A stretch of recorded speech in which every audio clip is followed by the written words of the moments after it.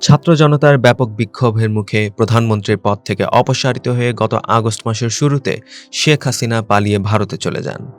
এরপর থেকে তিনি সেখানেই অবস্থান করছেন। তবে ঠিক কোথায় তিনি রয়েছেন তা এখনও অজানা। এ বিষয়ে ভারত সরকারও নীরব। গত 18 সেপ্টেম্বর ব্রিটিশ সংবাদ মাধ্যম ফাইন্যান্সিয়াল টাইমস জানিয়েছে, তিনি রাজধানী দিল্লিতে মেয়ের সঙ্গে অবস্থান করছেন। সাবেক এই প্রধানমন্ত্রীকে দলবল নিয়ে দিল্লির অভিজাত পার্ক লোদি গার্ডেনে ঘুরতেও দেখা গেছে। সম্প্রতি সমালোচিত সাবেক স্বরাষ্ট্রমন্ত্রী আসাদুজ্জামান খান কামালেরও দেখা মিলেছে ভারতের পশ্চিমবঙ্গের কলকাতার একটি ইকো পার্কে। এ সময় তার সঙ্গে ছিলেন সাবেক সংসদ সদস্য অসীম কুমার উকিল, অপু উকিল এবং হাজি সেলিমের এক ছেলে। মঙ্গলবার 1 অক্টোবর বেসরকারি টেলিভিশন চ্যানেল 24-এর একটি ভিডিও প্রতিবেদনে এমন তথ্য প্রকাশিত হয়েছে।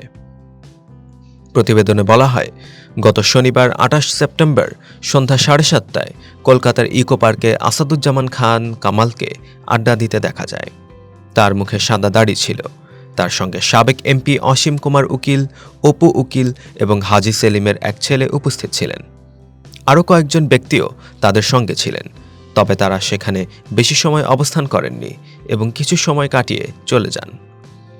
আসাদুজ্জামান খান কামালকে গ্রেপ্তারের জন্য আইনশৃঙ্খলা রক্ষাকারী বাহিনী দেশে 4 দফা অভিযান চালালেও তা ব্যর্থ হয়েছে।